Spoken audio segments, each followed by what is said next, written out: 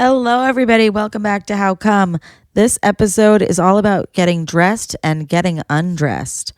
Ooh, I'm talking to Jessie Jolles. She's amazing. You're going to love her. She's a hilarious comedian, writer, actress, podcaster.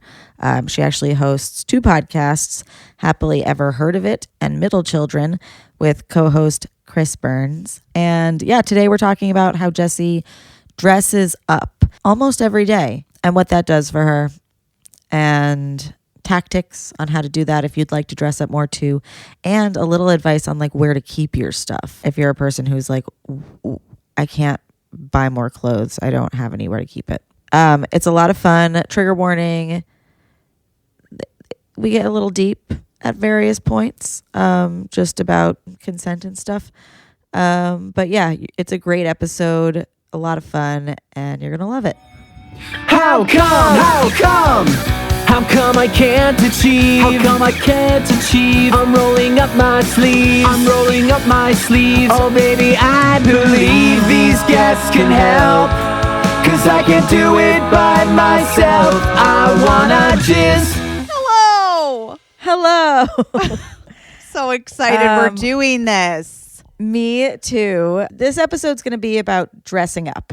Yeah. And dressing cutie, and you do that quite often. Yeah. And you're always posting about it, and every time you do, I have so many questions. So today's the day. Yes. Today is the day. Okay. So have you always been a dress up person? And also, do you define how you dress every day as dressing up, or as just a sense of style? That's a good question. So when I was growing up, like when I was in middle school, I was like obsessed. Honestly, I was obsessed with fashion always. Like loved it. Mm-hmm. Loved what the stars were wearing. That's So Raven. I was like, I want to wear everything that she's wearing. Okay. Like Lizzie McGuire. I was like, every look is a look. Jessie, I was going to say you do like Disney Channel level layering. Yes.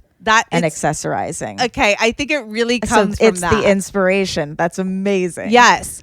And then I think in high school, I started really having fun getting dressed.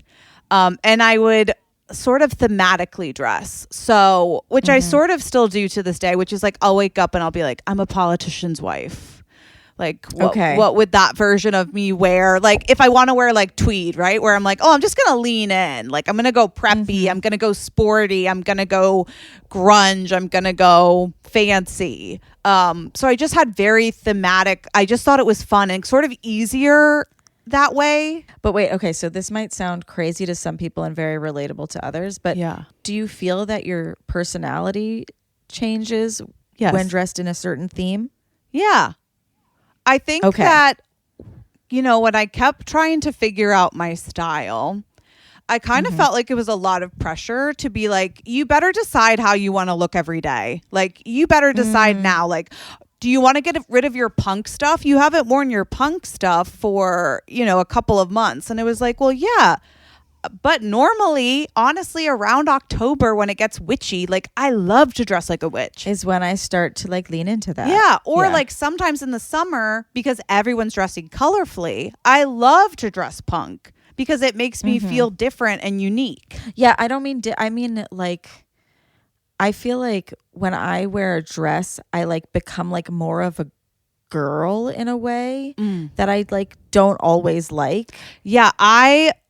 Just based on like what the clothing is, I kind of adapt to like almost like it's like a role to me. Like, do you feel like your personality is able to stay the same in? Yes, I have to make it me. So even when I wear a ball gown, a lot of times I'll wear a ball gown with sneakers or combat boots. And one reason I do that is because like, I don't want to feel like I don't need to feel like I'm fancy or I'm going somewhere that sort of has that uptight feel. Like I'm just choosing to wear a ball gown, but I can still run and I'm like really comfortable and I'm not stressed about like what's on my feet or how cold it is outside. But I also like that there's a grounding element that like if I wear a dress and I wear it with boots, yeah, I feel great. And it's a clash. It's a natural clash, which I tend to. We love a natural clash. Like that could be a part of your style, right? That's a part of my style is like I like to clash. That could mean patterns, but it can also mean something fancy with something really casual or something masculine with something super feminine. Yeah. Like that clash always makes it feel like it's me, which I think is really important when you're getting dressed. Yeah, you're like, there are two wolves within me. Exactly. One and is they're plaid both happy. And one is denim. Yeah. And we they're live in both New happy. York.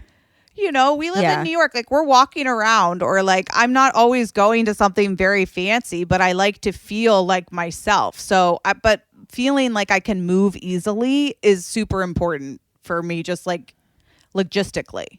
And so we were talking about you starting to dress in high school. Yes. What was the reception like? I think some of my teachers loved it. Like, because I would wear heels sometimes to school. Like, I loved getting dressed. I just thought it was super fun. And I don't think I cared what people really thought, and that changed in college. I think a little bit. That's like nice that, because I was gonna say first, like, did you even recognize if you were being perceived? Probably not. Yeah. Probably not. That's so nice. Probably not. And I was also lucky because, and I do think this sort of matters a little, but it's like I was in a lot of really female spaces. Like I was in choir, which is predominantly women. I was in theater, which was a lot of women.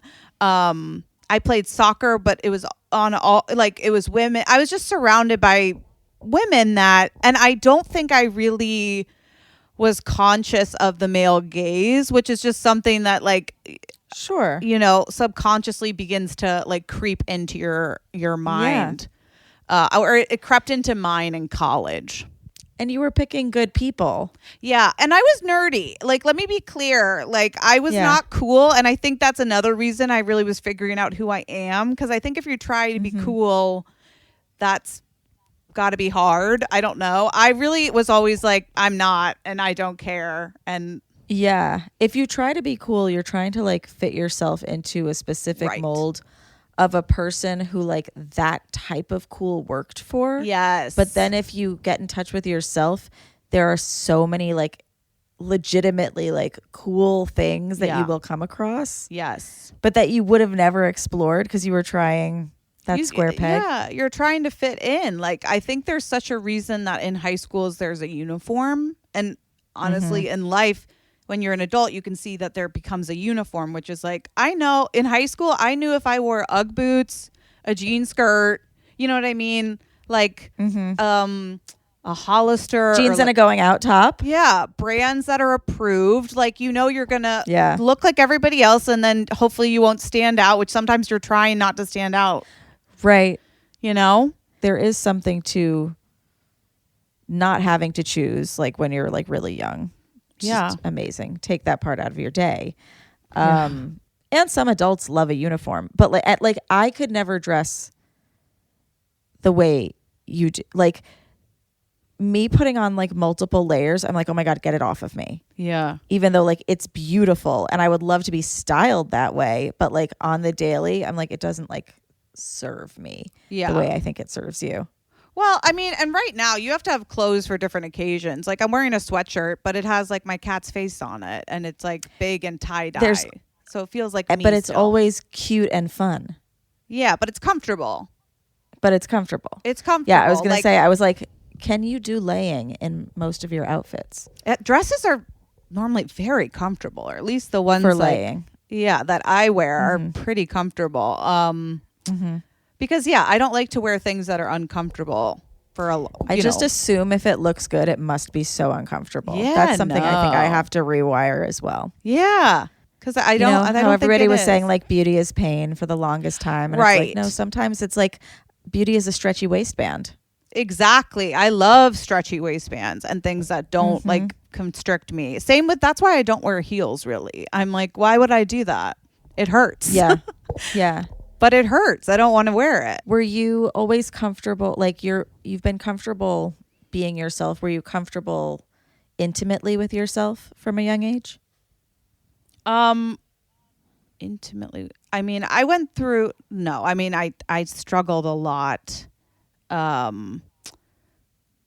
Growing up with my body image and stuff, and in high school, like in college, I had an eating disorder and was really at odds with sort of myself and the way I looked, and just my own body just existing a little bit. Yeah, the worst. So, are you talking more sexually? Yeah. So I think that, but I think the body viewing can have a factor of whether you want to like get down with yourself or not. Oh my God, totally. I remember sexually. I wrote a sketch one time about how I would dissociate so hard during sex. I would just watch myself from above and just criticize, you know? Oh my God. I was not in my body at all. Yeah. At all. And you weren't in touch with it like solo either? Solo? Well, okay, so I started masturbating very young. Okay. Like my parents had to be like, stop doing that around people. Just not in the living room. Yeah. Yeah, like so I was like so I really like I was totally fine with that, or I liked doing it. And I think I was weird about toys for a really long time, like doing that or what that meant, or, you know, buying that. Also, it's so hard in college because half the time you're sharing a freaking room. Right. And also, this is like a huge gap in between. Like, so you were able to masturbate and have orgasms at a young age. I never had an orgasm. Yeah. Oh, you didn't? No. I'm also you were just like ferociously masturbating. I just had so much fun. And then I think I would just be like, okay. Yeah, like this must be it. Yeah, like I didn't know there was more. And like a lot of times, like, I mean, I don't know if you feel this way, but like an orgasm is like getting to 100. Like it is great. It's finishing the race. But like I have a great time on the running. Totally. And I think that if that's the goal, to me, I can't even have fun. So I always take it off the docket with myself and with somebody else. I'm like, I'm just going to have fun running. And because like as soon as there's pressure for me, I can't do it. Yeah. Totally. I think that a lot of people have that. Yeah. But that's that is very similar to me. Yeah. Like I was also masturbating all the time, but just not fully aware of what was, because it was fun. Right. But I was going to say it wasn't as much fun, orgasm or no orgasm, with another person. I think like that whole thing of like the gaze of like another person when you like realize it's happening, like it changes so much. Yeah. And I mean, I don't know if you're similar to me, but in my like I always said the thing I had the most in common with anyone I dated in college is they also had to hate me. Yes. Like I hated me, so they hated me. So like, sex was bad or anything was bad because they weren't there to make me feel good. They were there to do it. Like I just was like, it was just a recipe for disaster. And if someone was really nice, I'd be like, you're grossing me out. Get out of this room. No, literally. I'd be like, ew, you can get a boner around me? Yeah. Like, what a loser. I was like, I'm not interested. Thank you. Me. Literally. You like me? Ugh. Ew. Your taste is terrible. Exactly. And that's the thing too. It's like a reflection of like how you're feeling about yourself, and then you call in those people. Yeah. And then you're like, wait, why isn't this fun? Yeah. But you also do think it's a little fun because it's like, well, because I think toxic. Everybody thinks it's fun. Yeah. Like I think that I had a really bad relationship around sex because a lot of the people I was surrounding myself with in college had a really bad relationship with sex. Totally. So we all were just lying to each other through our teeth about what had happened and how we felt about it, but ultimately weren't feeling good. I don't even know that I talked about how I felt about it with people. Like that's what I mean. Like, I lied. I was lying to myself. I was lying to everybody. Yeah, but like now I feel like people would be like, is he good in bed? Like, do you come? You know, like when you're talking about it with your friends. Yeah. But then it felt like it'd be like, I got him. And then Oh, it was like yeah. that was the end of it. Like Yeah. he was in my room. Totally. He had to have thought I was attractive. How else? He's so hot. How else? Yeah. Yeah. Yeah. And honestly, if anything didn't go well, I think the difference between where we are now as adults and where we were then is I would have blamed myself, and I did. Right. I was like, well, it must have been me. I'm the problem. Like, it was never, I would never say that anything was wrong except for me. Right. And like on the one hand, Yeah. you probably didn't do anything wrong, but also like just choosing those people, it like sets you up for failure. Yeah, and I'm not communicating honestly. I'm faking Yeah. it. Like, it's like, whose fault is it when we're all lying through our teeth? We're just all petrified. Like, it's like we're all just scared little people that are petrified. And like, I think that, like, actually something that I normally always say if I'm about to sleep with somebody new is like, I'm scared. I like have to say that out loud, Yeah. you know? And then the conversation usually goes either the person being like, what the fuck? Or they're like, oh. yeah, they're normally like, I'm scared too. Oh, You know? that's so cute. Yeah. How does sex work when you're wearing so many layers? That's my favorite part. I'm a jigsaw puzzle, honey. Okay. I used to, as a joke, always wear really difficult to take off things if I was going on a date. Because, Yeah. like, I think that's so funny. And, like, also if somebody, like, you know, like, It's built-in physical comedy. literally, you know, like you wear the pants that have 4 buttons or something. And, like, I actually do. I think anything that makes me laugh during sex is good. Or, like, during But so you're intimacy. like, undress me. Like this isn't a burlesque layers performance. It's like, can you handle these toggles? Yeah, I do believe that someone should always take off your clothes, and you should always take someone else's clothes off. Really? I kind of feel like that's the sexiest. I mean, it 100% is. With I don't men, know. I'm always like, I'll decide when things come off. Okay. Of them. I don't ever I think, you know what I mean? Like, you can consider it teasing, driving them crazy. I don't care. It's like, I also want to decide when anything is progressing. That makes me feel Totally. safe anyway.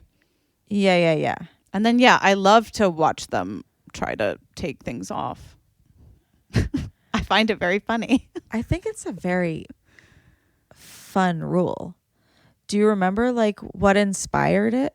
Yeah, I think so. I did, you know, in my early 30s, to kind of go on a sexcapade where I was trying to figure out myself and my body and what I liked and what I didn't like. And I did find out that I never felt good if a guy got undressed faster than I wanted him to. Okay. I think the consent of it is really like, Yeah. you know, that always, I think, made me feel safe. I think that's another thing in sex. You want to figure out things that make you feel safe. And then, to be honest, whenever, I don't remember if I ever was in a situation where it was like, let's take our clothes off. I just found it very unsexy. Like, we were married for 30 years and we take our own clothes. I'm like, why? Why am I Yeah. taking my own shirt off? Like, my favorite part is when like somebody, like, I was just like, why are we doing this? So, I mean, whenever I've dated someone, had a partner, literally more than one time, I'm like, rule number 1 is like, we never take our own clothes off. I'm Also, gonna try that. it's a great rule. And with men, they always want to take your clothes off quickly. He always takes off my pants. Okay. Or like whatever's on like the lower half. Yeah. I don't usually like how he does it. No. You know, like I want Is it I quick? want my underwear separate from the pants. Absolutely. And pants know? are last. I mean, you got to start with the top. You got to loosen Of me up. course. I mean, if we're just like sitting there, like 90% of the time, I will not have anything on the top. Oh, great. Love that. Yeah. But yeah, if it's he always does pants and underwear at the same time. No. Yeah. Because with And then I women, can't- women is all can't about the find tease. my stuff. Right. It's all about the tease. That too. But also like I lose stuff already. Like help me. I don't want to lose my underwear and a pant leg. No, and also like don't make me feel like Winnie the Pooh. Like make me feel like a woman first. Yeah. You know what I mean? Like I think that's I think that if you look at even getting undressed as part of the tease and part of foreplay, which foreplay is like the most important thing. I mean, that's the only way women are going to come anyway. So it's like sex isn't even, that's right. So I love taking my time. But I think also like I don't undress him. And I think that's my laziness, but I think that would be sexier as well. Yeah, definitely. Okay.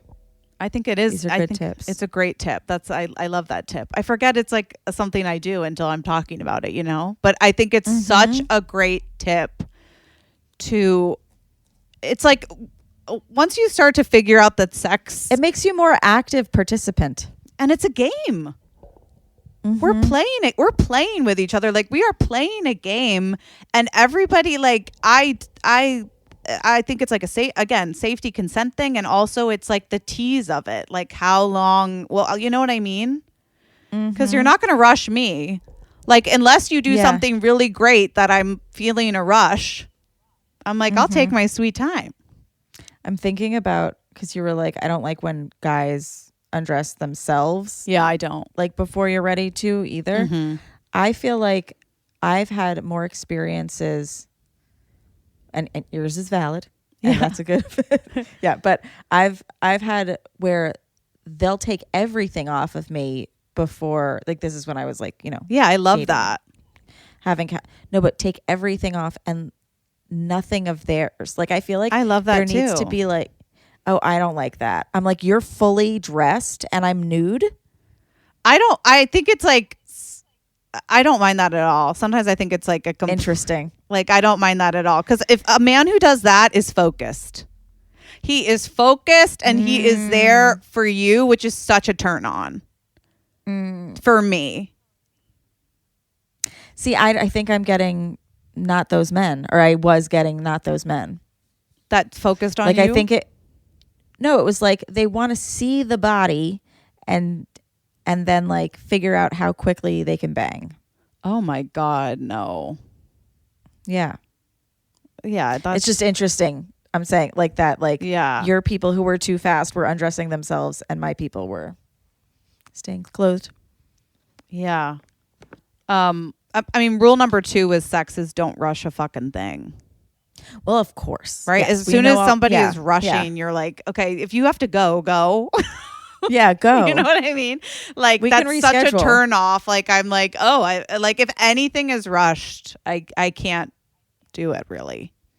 And yeah. when they take off your clothes, do you direct them with what to do with them? Oh yeah. Okay.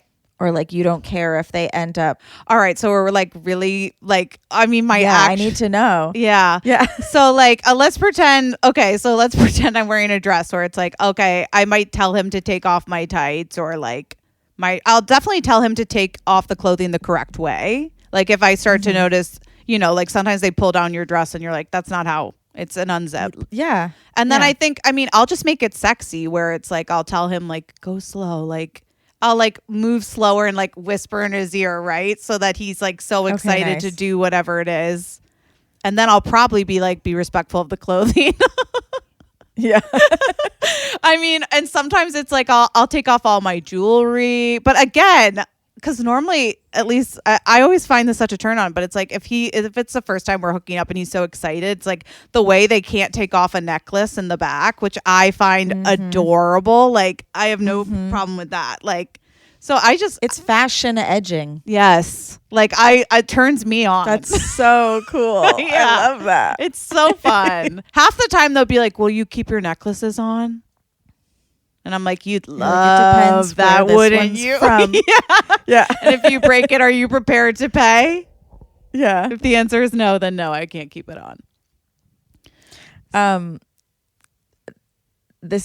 It's like a very sexy conversation. Yeah. But I also have to pivot to when you brought up your jewelry. I'm like always thinking about, because like you guys just look at Jessie's Instagram. Like she has so many clothes and is always wearing stuff. Yeah. And like, there was like a video you and Lauren put up recently, and it was like buying new jewelry or something like that, like something with new accessories. Yeah. There's like a handbag one or whatever. I'm like, where is all of this shit? Yeah. Like, do you have like the biggest apartment in the entire world? Like, your room looks clean. Yeah. I don't understand what's going on. Okay, so fun fact, one of my side hustles is I'm like an organizational specialist. So Okay. I do have a brain for organizing and sort of knowing how to put things in a certain way. But I also joke that I live in my closet and I sleep in my closet. So a lot of my purses, like my bedroom, I don't have any art pieces up. I have my purses up. I have my jewelry up. I have... Got it. Like they just become, because I love to look at them anyway. So I have them up all around my room, and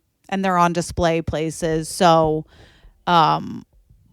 yeah, I just have them out a lot of times. Where did the tutus go? Tutus, I have a bin for tutus that go above the, and then some are under the bed. Okay. Because that's hard to store, so you don't... Where's all your jewelry? Jewelry. So jewelry's on the wall. I have 2 walls with jewelry, and then I have a mirror that opens with some more in it. Okay. I'll take you on a video tour too. Didn't I send it to you? Yeah. I don't think you did. Oh, okay. But if you did, I will look for it because no, like I want to like come look one day. Come. It's so fun. I have so much and I love it. That's a good perspective of it is art. Yeah. So just treat it like art. Yeah, like I love to see it. Also, I'm a firm believer if you don't see it, like you won't wear it. Like I think it is a cursed. I was going to, well, that's when you brought up the tutu bin. I was like, how do you remember which ones are in there? Yeah, and the bins. So what I have in the bins are workout clothes because who cares about that? And I only use them when it's like I'm working out. And when you're dressing up as working out girl. Which I'm actually, that's my weakest. I always say I look like Adam Sandler at the gym. Like I have not. That's the correct way to go to the gym, I feel. Well, I mean, I do, and you know what? He has my birthday, which is only 1 day before yours. So it's really how we should I didn't know he was. Okay, great. He's a Virgo and that makes sense. Mm-hmm. Yeah. But yeah, I think that's the other trick is you have to, whenever I organize for other people, I'll be like, okay, you want to get your tutus. Where are you reaching? Like it should just be instinctual where you're putting stuff so that you remember where they are. Yeah. You know, a home for everything. A home. Everything has to have a home. It's got to. What do you do with your shoes? My shoes, and actually my shoes, I could use some work. Right now I have 2 sort of shelving for my shoes. What do you do with your coats? Coats are in my coat closet. Luckily, Okay. I have a coat closet. I also am lucky because I live by myself. So all the closets are mine. Right. And if I do ever, live with a man, we'll have to get a bigger place because like I want to, my clothes are. You have to stay yourself. Yeah, I have to. And like the idea of someone taking half of a closet, I'm like, LOL. No. Yeah. There have been times that I've looked for apartments for Ben and I, and I'm like, there's no room for him. And like his stuff. Right. I'm like, never mind. Let's go back to square one. Yeah. Do you do most of your styling like in your head, or like are you getting dressed and trying things on? And if it's option 2, how do you not have the messiest room? Yes. Well, okay. So sometimes before I go to bed, I'll be thinking of like outfits I want to wear or like, okay.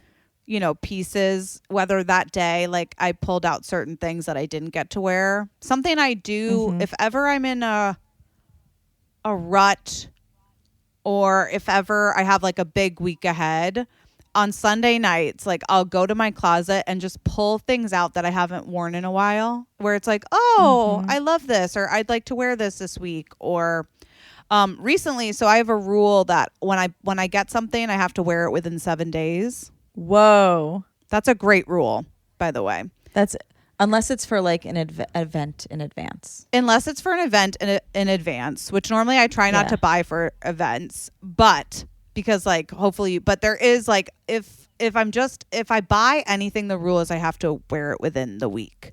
So I have like a rack that's in my hallway, like above, that's sort of for clothes that it's like you either have to wear it. It's either Sunday night and I'm like, I want to wear it, or I have to wear it. Uh-huh. So a lot of times I'll start there, which is like, what's going to be the base today? Mm-hmm. And then you get to kind of plug and play. And getting dressed should feel fun. So it's like, turn on music that you like. Yeah. You know, romanticize like that time with yourself, where it's like, essentially I'm telling myself I love myself.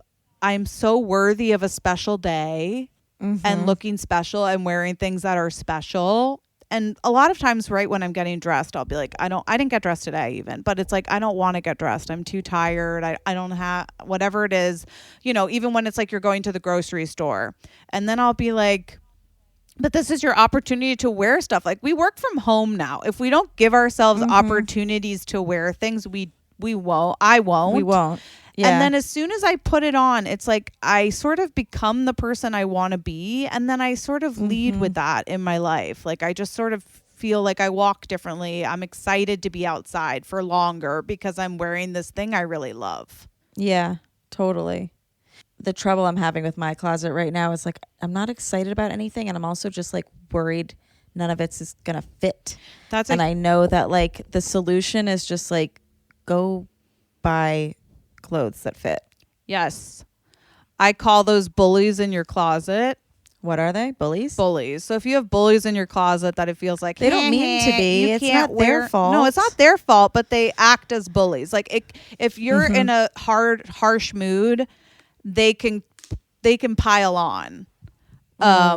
So like I have some bullies, but I keep those bullies under my bed. And it's like I call them bullies just because right now they don't fit, so they wouldn't make me feel good. And if I wanted to wear them and I couldn't, I would feel sad. I don't want to feel sad when I'm getting dressed. Yeah. I want to feel like I have options. And so as women, we fluctuate. We're going to gain weight and we're going to lose weight. But luckily when we lose weight, things being bigger isn't a problem. You can still wear them and belt them and like a lot of things don't necessarily, right? But if they're smaller, it is a problem. They don't fit the correct way. They might hurt. Like it's not good. So I look at your closet as like paint palette, like colors that you can use. So if right now you don't have all the colors that you want, it's not as fun to draw. Yeah. So you've got to get rid of the paint that is not working, and you've got to make sure that you have paint that you can wear so that when you want to feel good, you can feel good. Yeah, I didn't know. That's the only thing. It's like I sometimes do these cleanses. Yeah. Didn't realize it was time for another one. Totally. And sometimes it's time. To 100%. Like, yes, and women fluctuate, but like my dad literally has suit jackets in like a range of like 20 sizes or something. Yes. Because he's like, I don't know. Totally. We change so much. It's like there's a lot of people's bodies change and some people's bodies never do. Like, so you just have to know which one yours is and not to penalize and punish yourself when that happens. And it is a form of 100%. punishment to not give yourself clothes that are beautiful that fit. Right? Right. Because you're saying, well, I don't want to be like this forever. Like, I don't want to be like this now. Right. So like, why would I invest in this? And it's like, because you're you like right now. Right. And you're worthy of everything right now. Yeah. Yeah, I think that can be super. And what's funny is that type of negativity will just lead to you feeling worse and like, treating yourself. You're not going to have a self-improvement montage tomorrow if you don't think you deserve it. Totally. And like, if your self-improvement is like working out or whatever, like buy gym clothes even that like make you feel good. I know. I should do that. I realized recently I love working out in a sweatsuit. That's cool. Because you get so sweaty. And so like you do less. And you're like, I feel like I really accomplished something. Oh my God. I just think of laundry. I'm like, oh. Well, yeah. You don't do it very often. Right. That's the trick. That's the trick. The trick is just like maybe like once or twice a week. Yeah. That's good. Once or twice. I mean, that's nothing to sneeze at. For the longest time, I thought like you have to wear like shorts to work out. You have to wear like something form fitting. You have to like, I'm like, I don't want to look at myself that way Yeah. sometimes. Yeah. So like, put on a sweatsuit. Love Totally. how Adam Sandler looks in a sweatsuit. Love it. Yeah. Yeah. I do. Yeah. When did you end up actually having your first orgasm? It was with my partner a few years ago. Wait, were you in your 30s? Mm-hmm. Oh my God, I didn't know that. Yeah. Amazing. So fun. Amazing. It is amazing. So I went to a somatic healer because during our relationship, he was like, I really want to make you come. And like, he was really fixated on, I had never fixated on it. I was like, I love running. I don't know why. Like, and everyone's so. Yeah. And I don't know what the end of the race looks like. So I don't even understand like what it is that like, Yeah. I just found it very stressful. Also, I found it super stressful.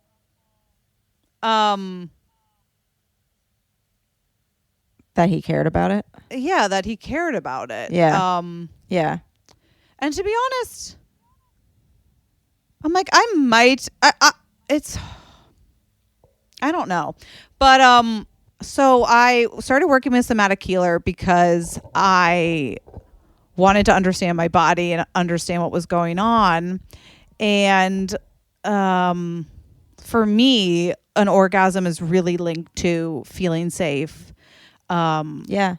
communicating honestly, and feeling like I can communicate. And a lot of times what communication is like, I think this is crazy, but the first time I had an orgasm was the first time I ever said to anyone to stop. Interesting. I know.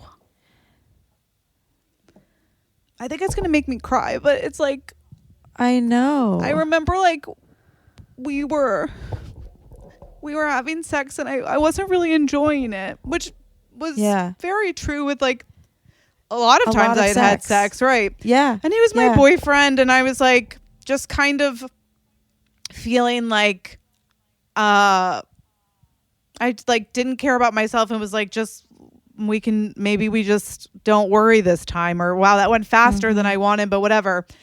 And then it was like this voice in my head was finally kind of checking in with myself and was like, can you stop? And he stopped, like, Yeah. which, again, I'd never done.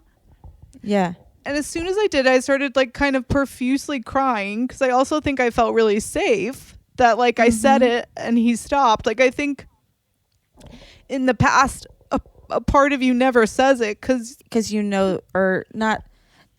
I don't know if it had happened to you before, but like I had a lot of sex, and I think it's the way that a lot of us grew up. Yeah. Where you would just, you know, like push through it to be like because it was all about him. Yes. So you would go, I'm just gonna be here until you're done. Right. And like allegedly this is good sex. Right. Because also I'm not thinking about me. Right. I'm thinking about what is the sex that is good that I can create for him. Yes. Yeah. Yeah. So of course, and you know, I feel like I didn't react when you said it, like because I had the same experience. So I'm kind of just like, yeah. Wow. Like, yeah, like not like, well, duh, like, but it's like, it wasn't my first orgasm, but it was. I said stop to Ben when in the first year that we were dating, and he was like, okay. And I started hysterically crying because I was like, I didn't know that was an option. Yeah. Which sounds so bad. Well, I think what I took away from it is it was like the first time my body felt safe with me. Yeah. Because for so long I was gaslighting myself. Like a part of me would be like, ow, can we stop? And I'd be like, shut up. This isn't about you. Like, can't you just get through it? Like, you know, or like there was just so many times I told myself to be quiet or is afraid to do it, whatever it was, that I think it was the first time I truly felt safe with myself that I could communicate that. Yeah. You Lauren know? and I have talked about it. Lauren Hope Crass, you guys good friends as well as we are. but we call it like intuitive fucking. The way that there's like intuitive eating, like there's so much stuff telling you like don't listen to your body in like both ways. Yeah. And it's like so jarring and exciting when it like snaps in. Yeah. And you're like, this is actually what I want, like whether it's like more or less, and being able to be like, and I'm not just gonna like vocalize it to me, I'm gonna like vocalize it to you as well. Yeah. I think that like what I had sort of even was figuring out was that I think that's why like casual sex, when I didn't care about the other person, it was a lot easier to communicate for myself. Interesting. Okay. Because I didn't care what they thought.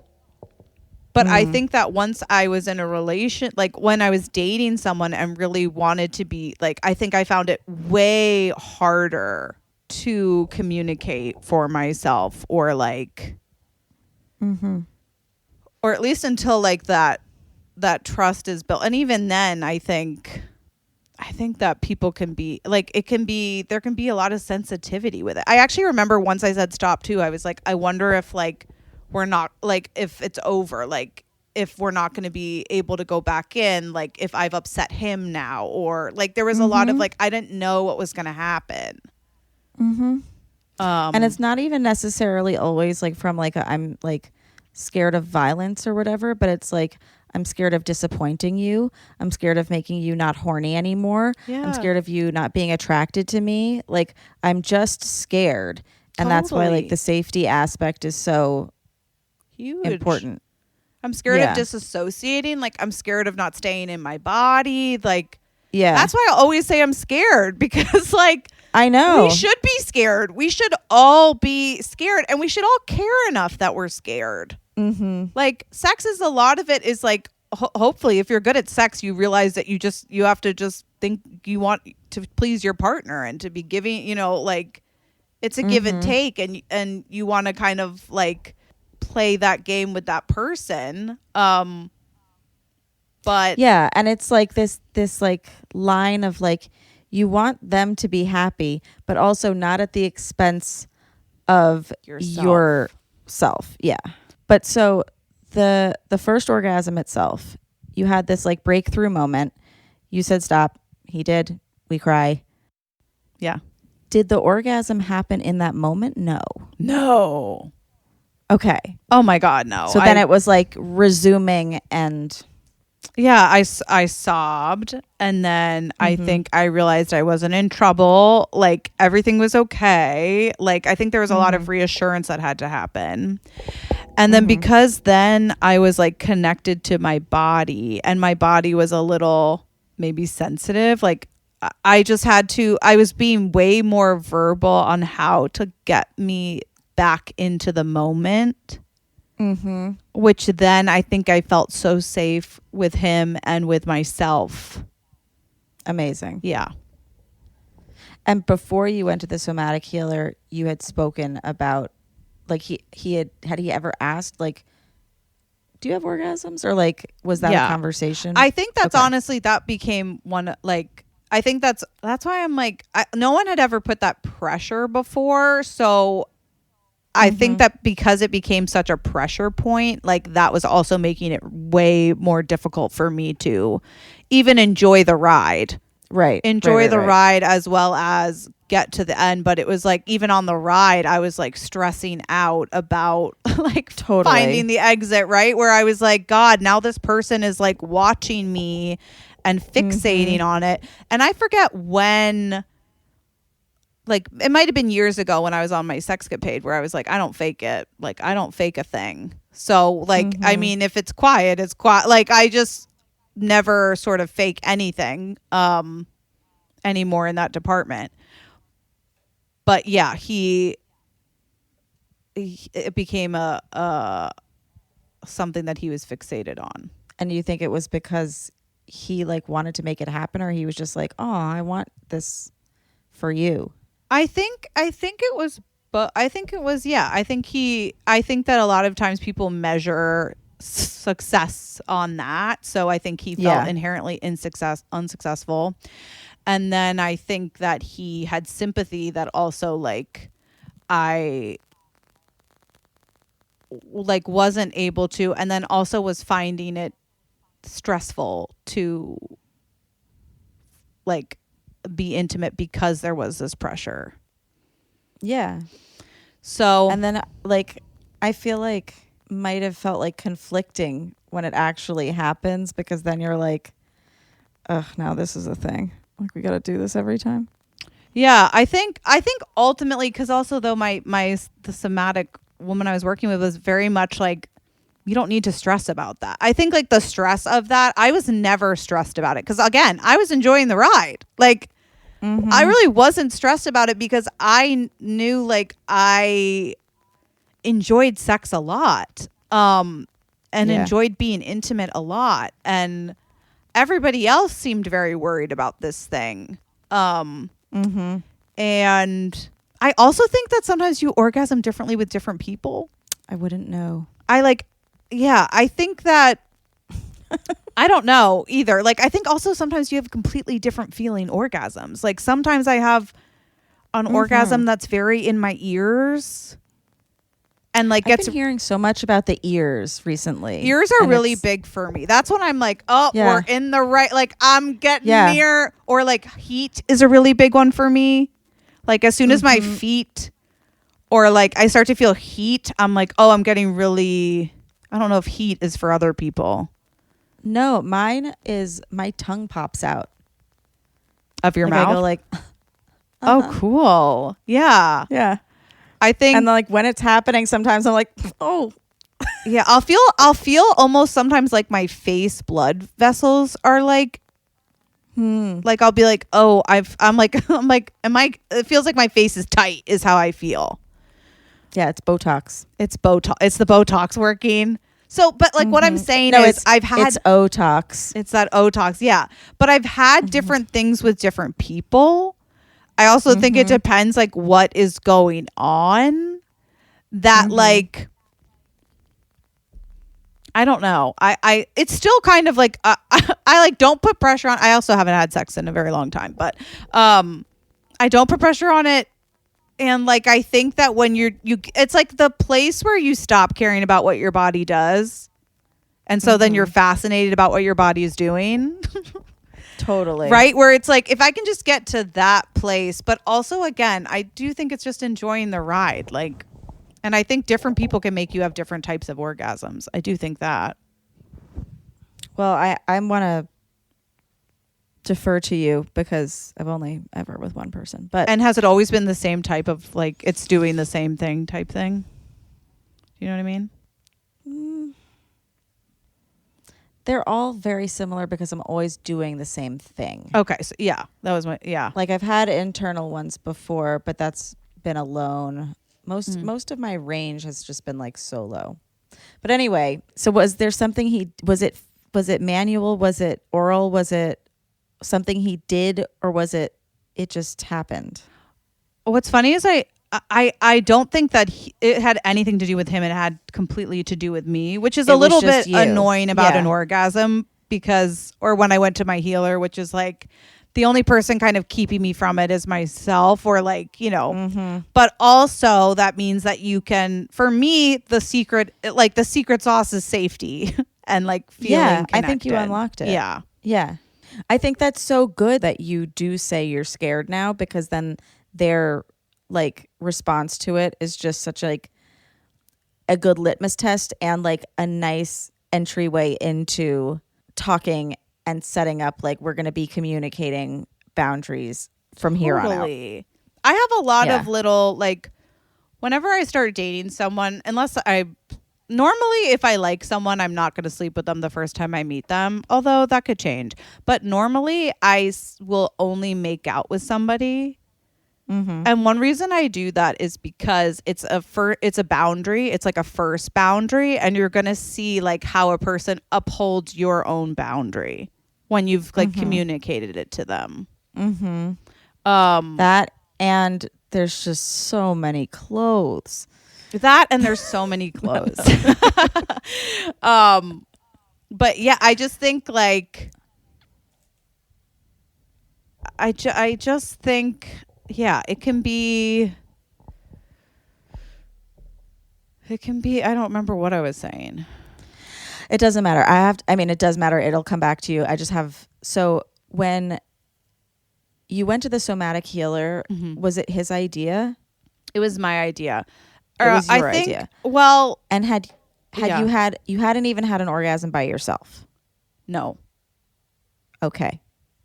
I just need to be clear on that part because some people may be wondering. I hadn't had an orgasm by myself. I'm not sure if I think that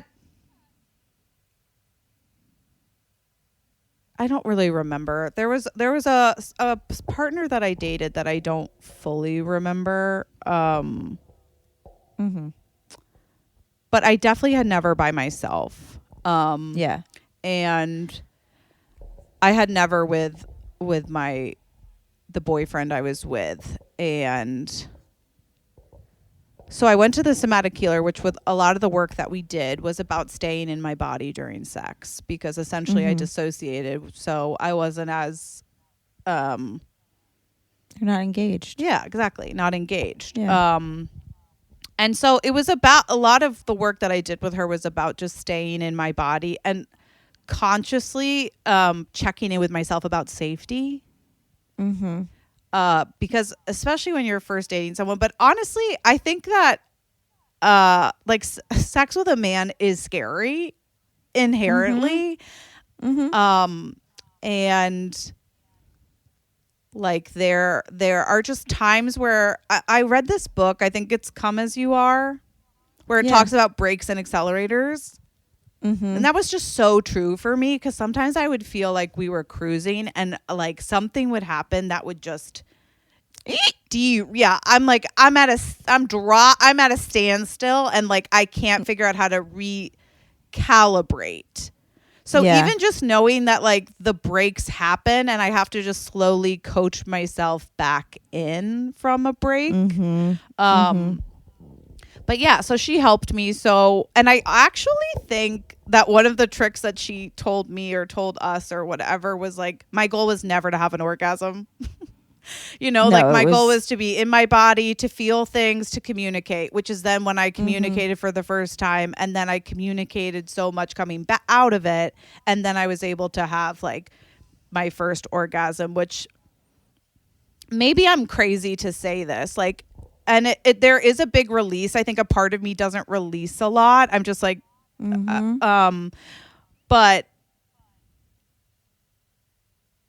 I think that, like, I don't know. I think that it can really get you in your head, just the idea of it. And like when it's happened, I think I feel more pleasure that I was just able to like do it than like it feeling so great. At least for me, like I have like these signals that now I know, like, oh, my ears, like things start to like the way I hear starts to get different. Like the way my body is reacting, I can feel is different, which is cool, because I think I'm telling myself like, wow, I'm really just in it and enjoying, which is great. But I do think that like it doesn't matter as much to you because you like the ride. I do. I like the ride. Like, and that's great. Yeah. I just love the ride. Yeah. I think that's really good. Like, I think that's usually where I come from it too, is like, if I'm attempting to make it happen. Yeah. There's too much mental energy focused on that. It should be focused on like, oh, I'm like horny in this moment. And like, this is fun. Yeah. And now I'm like acting on that horniness, and we're having fun. Yeah. And we're still having fun. And when we're not having fun anymore, we're going to stop because. Right. Because it feels like, I think we're past the point of no. Yeah. Yeah. It feels so good. Maybe you're using a toy and it gets to the point where the toy is so hot, or like whatever else. And it's like, so I just like, I think if you enjoy the ride is so great and so fun. And like, if you never worry, I think I never worry about it now that I know how to do it and like how it feels, the way I can do it, which like is just, I never worry about it. And half the time I think like I don't even like, I mean, sometimes when I orgasm by myself too, it's that same thing. It makes me feel like I did a good job. I was a good girl. Like I completed it. But it isn't necessarily like sometimes I do just orgasm and I'll be like, I'm good. Like I just. Yeah. Like I think any sort of pressure. Bring on the rest of the day. Yeah. Like I'm good to go. Yeah.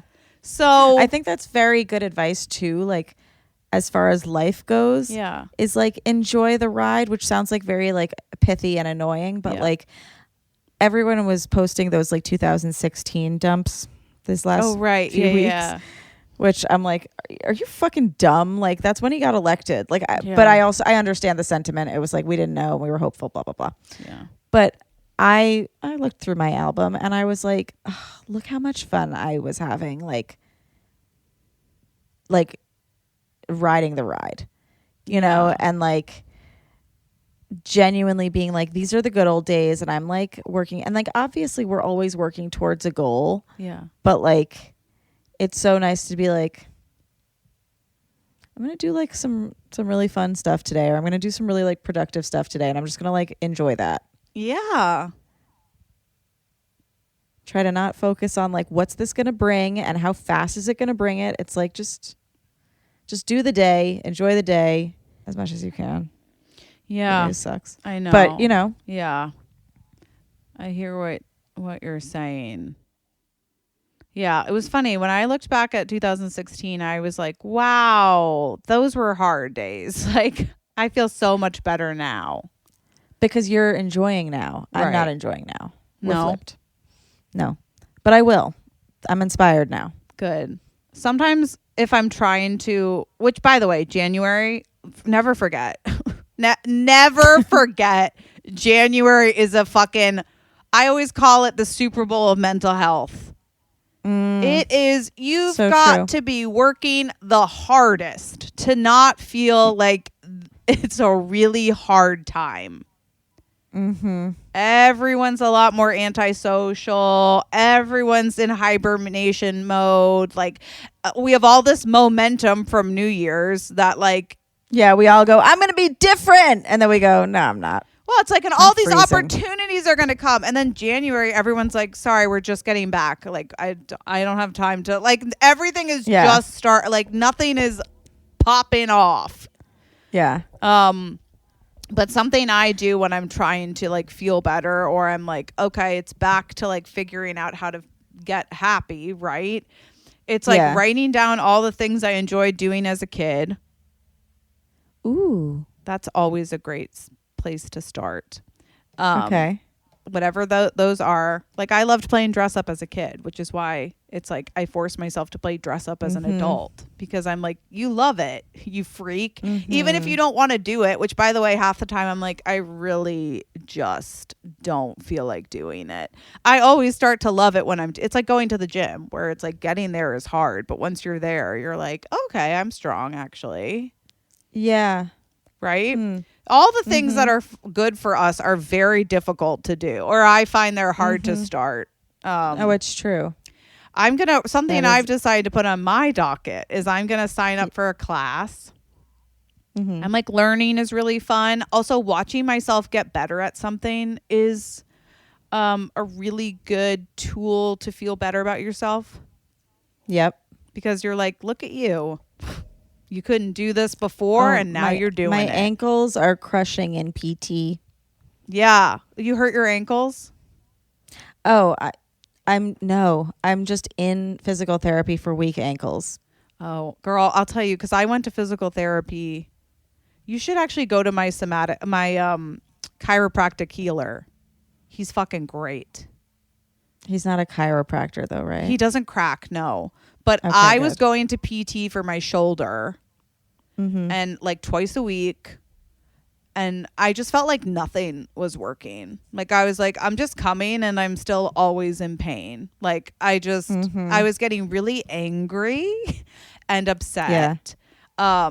And I just felt like I was on a wheel where nothing was going well. And what I believe is that sometimes like energy gets trapped certain places, or like he can move something in your hip that releases in your ankle. Like, I just don't know. But I'll tell you that I went to weeks of physical therapy and nothing did anything. And this man helped me so much. Interesting. I'll give you his info if you want it. What is somatic healing? Oh, somatic healing? A somatic therapist helps people release damaging pent-up emotions in their body by using various mind-body techniques. These can vary widely, ranging from acupressure and hypnosis to breathwork and dance. Oh, fun. I didn't do any of that. So it's like, okay.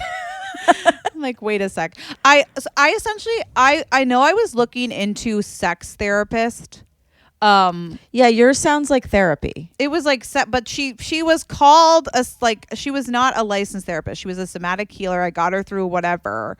And normally what we did is we would talk through stuff, but she would work with me on like staying in my body or like connecting to my body or regulating in my body.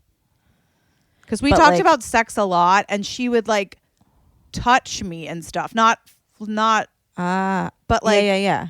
Even just like putting her, I'm like, I think I still am this way a little. Like, I don't necessarily, I like love touch, or like I have to know touch is coming. I do too.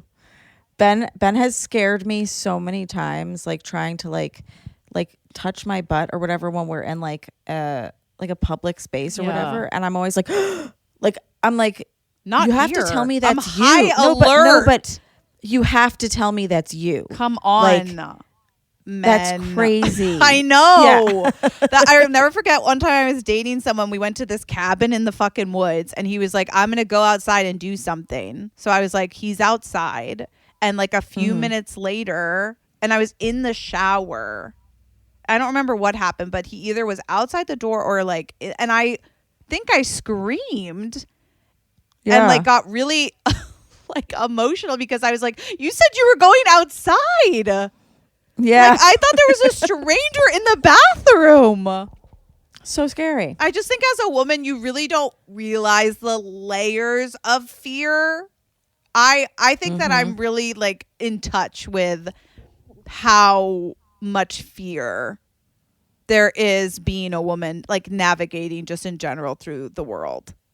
Like the amount of shields I have to take off to like be intimate with somebody. It's like there are many layers, and there are layers that I don't even realize, like with friends, like Lauren, who we're talking, is like very touchy. And half the time I'll be like, you can't touch me right now. I'm like, you can't do it. Like I'm in you can't. Like, and I think even just being in touch with myself of like, I forgot how I'm like that because I'm not with anybody intimately right now. So no one is trying to touch me. But like, except for Lauren, like, or even just, you know, I remember one time my friend hugged me and she was like, are you, cause like, if I don't know if a hug is coming, I'm a cactus. You're not going to hug back. No, because I'm literally like, what's going on? Like Mayday, Mayday. So I think that's very interesting. But yeah, I didn't grow up in a super physical like house that it takes me a little bit to get used to physicality. I love it once I feel safe. I think that's nice to know about yourself though too, and then like nice to like be able to say to people like, you have to give me a warning. Yes. You know? And also, so it makes a lot of sense that like you require like the layers. Yeah. Emotional, and also that you put on your body. Totally. Because you're like, I'm watching you take off every layer, and I'm watching how you do it and the care with which you do it. Yes. And if the care doesn't continue, then the layers don't keep coming off. We put the layers back on. They come back on. Absolutely. Absolutely. But I think that's a really good way to be. Like, who was it? Somebody this morning. It's like a comic that I know. I don't know. Anyway, it was somebody on TikTok was talking about like, I recently like did work on myself and like really devoted time to like loving myself. But now the thing is I have standards. Yes. And oh my God. Really it's fashionista. It's average fashion blogger. Yeah. Yes. Yeah. She's like, but now I have standards and it sucks because Yes. like people aren't like living up to them. So like now nobody's around and it's like Healing is so lonely. healing is so lonely. It is and it's like, so lonely. yeah. That's what I mean about also it's like, oh, you can be casual at some point in your life. And then once you put value on yourself, your time, your space, your energy, you're like, what? Mm-hmm. But I like literally, I remember I used to talk to my therapist about dating. And she was so nice about be like, have so much compassion, Jessie. Because I'd be like so upset about something. She'd be like, well, think about it. This man jumped through like 79 hoops, but he missed the last one.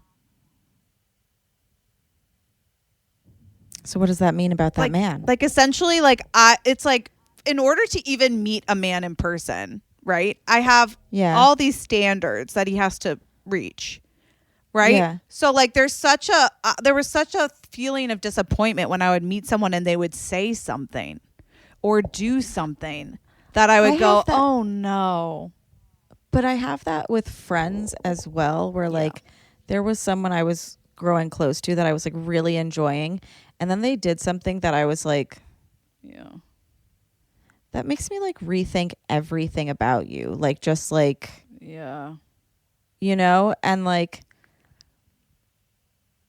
I guess that's when you create the boundary in your head of like, okay, we could be friendly, but we're not going to be as good of friends as I thought we were going to be.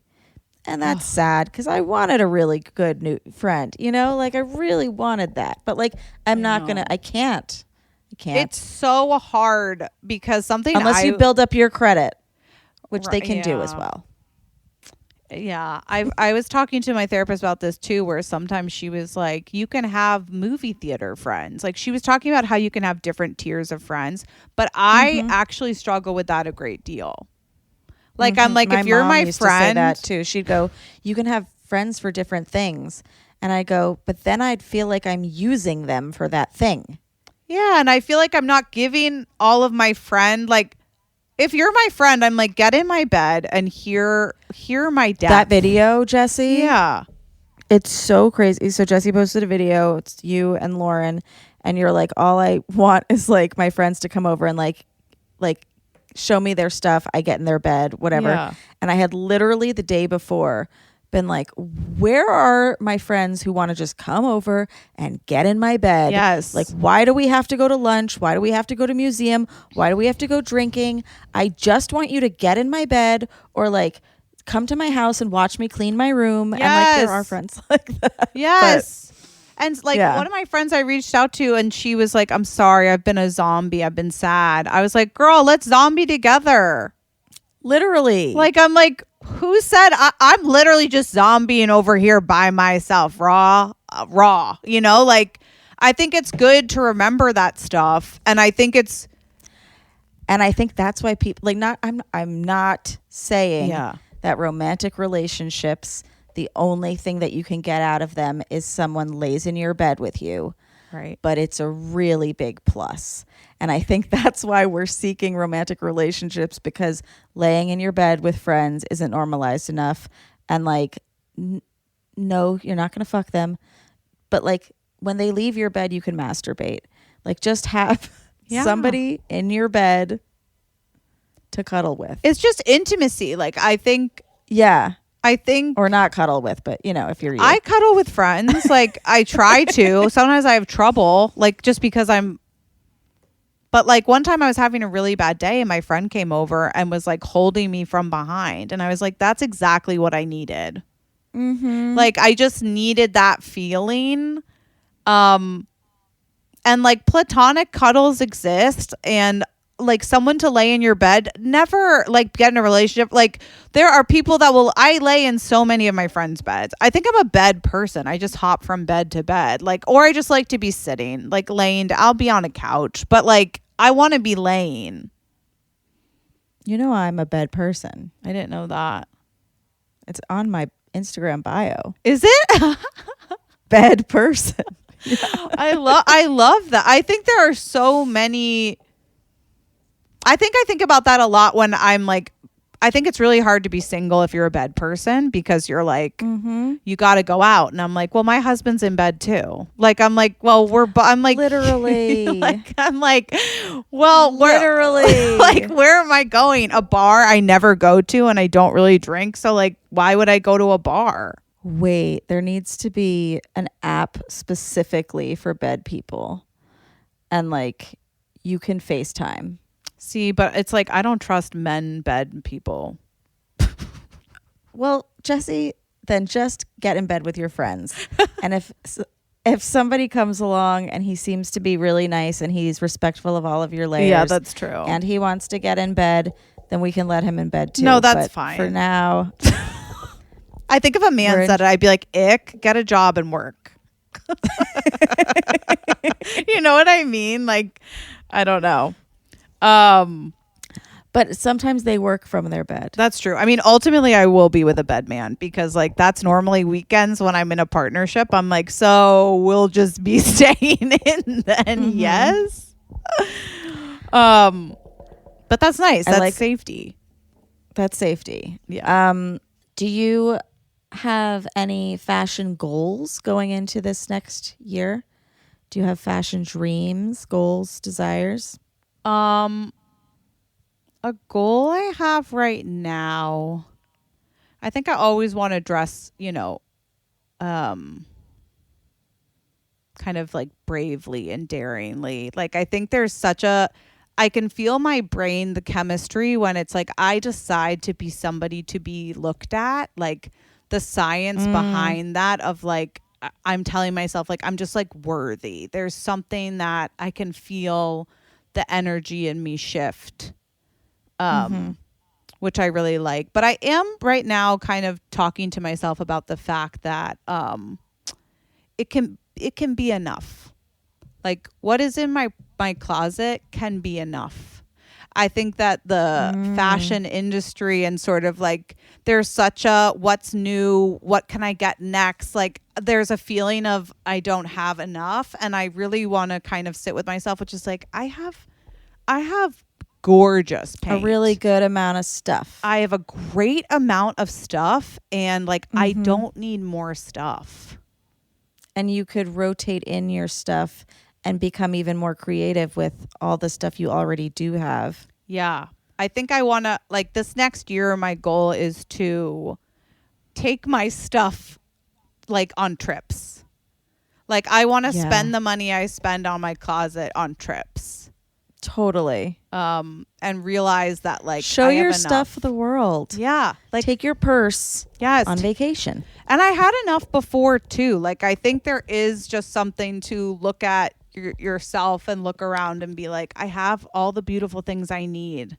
Yeah. Well, I always used to interest me, and I also like wanted to be this thing as when like I was hanging out with a certain group of people, whenever they would go on vacation, they would always buy more clothes for that vacation. Whereas I was like, I have like pretty much like this is the box I keep in my closet for like hot vacations.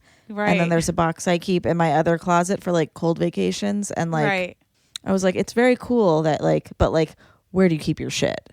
Right. Like, how do you keep doing this? Right. And then it's like, are we in a disposable, I think we are. Like there's a lot of fashion that's fast and also just like, oh, I don't want it. Like we're not treating our pieces like they're, really important and going to last us. People used to treat their shit like it should last 30 years. Right. Like there was much more like taking care of like your boots. Yes. I get a lot of I have a cobbler. It's like you get them resold instead of buying new ones. I love a shoe guy. I love a cobbler. Also because like my favorite boots that I've gotten resold like 2 or 3 times, I'm like they fit perfectly. Like I don't want to break in new shoes. I'd rather that's die. My shoe. Yeah, like that's my shoe. I wear it almost in every picture. I broken my purple clogs today really was an achievement. Yes. That Cher Horowitz did.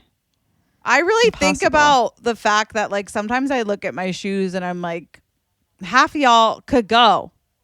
I don't know if half of y'all need to be here. But so the way that you were saying it's like art around your room, like I go into my closet and there's stuff that I can't get rid of because I'm like, I love looking at you. Yeah. I'm like, that heel is way too high for me, but I love seeing that like long, skinny heel in my closet. Yeah. Maybe that's why I don't have space, but that's okay. Yeah. Get shelves. Shelves are the best. Do you have any sexual goals going into this year? Sexual goals? Yeah. Wow. Well, I'd love to be having it. Okay. No, I think that you know what? I think that I've grappled with. I was really comfortable having sort of a casual relationship with sex because I was under the impression that giving my body doesn't hold as much value as sometimes society tells us, but giving my heart has a lot of value, and that I treat very cautiously. But as I've gotten older, and I never thought this would happen, and it kind of like bums me out, but I'm like, like casual stuff does not feel good anymore. Letting somebody into my safe space that I just don't like. Yeah. I just can't get behind. So, or I just haven't found yet. There's not to say I won't find maybe like a friends with benefits who's also just a really great friend. Yeah. Who you just like that person. That's a really good person. Like that's really just the criteria. But and they're like, also, I'll blow you. And you're like, great. Yeah. Like, but I do want to get into a relationship that's like really beautiful and has wonderful sexual energy and sexual passion and, that I feel, safe and excited and feel like I'm exploring. And, I think also, I'm sure you like, as someone who is late to the game with having an orgasm and stuff, like, yeah. Once you have it and once you know what good sex is, it's like once you know how good it can be. Yeah. There's so much you can't. Like, yes. I just 100%. Yeah. This has been such a nice conversation. I'm so happy we were able to have it. Me too. We've got lots of things to think about. I'm going to work on enjoying the ride more. Yeah. We can have maybe a bed somatic day. therapy for some people listening. Oh yeah, and the chiropractic healer. Listen, get into it. And yeah, if anyone is listening who it's like, I don't know if a lot of the pod, like I would just take the pressure off. If they're in New York. They are? Oh yeah, that too. No. I was going to say if they're in New York and they need organizing help, maybe reach out. Oh, reach out. Yeah. Reach out. I'll help y'all. But where can they find you for your comedy and also your upcoming shows? They can follow me on TikTok and Instagram at Jessie Jolles, JESSIE, and that's great. Yeah. You can find me at Remy Casimir. You can find the podcast at How Come Podcast. If you want to watch this episode, patreon.com/howcome. And Jessie, I have to ask you this question. I have to ask everybody after a sexual experience. And we've had some sexual experiences in this conversation. Yeah. Did you finish? Oh, I finished. Okay, great. Thank you so much for coming. I finished too. You guys, thank you for listening. And we'll see you next time on How Come. Bye. Bye. It's not you, it's me. I try so hard to finish honestly. They say you'll know when you go all the way from A right down to O. Oh no, I think that I still got a ways to go. Oh, I'm sick of this and I have got to know. How come? How come? How come I can't achieve? How come I can't achieve? I'm rolling up my sleeves. I'm rolling up my sleeves. Oh baby, I believe these guests can help. 'Cause I can't do it by myself. I wanna jizz. I didn't realize until 10 minutes after we stopped talking that I should not have asked, did you finish? After she said there was so much pressure involved in that question in her previous relationship. But She could have told the truth. She could have said, no, I didn't, and fuck you. No, but wasn't that fun? Don't you love her? And aren't you inspired to dress up and undress someone? I know I am.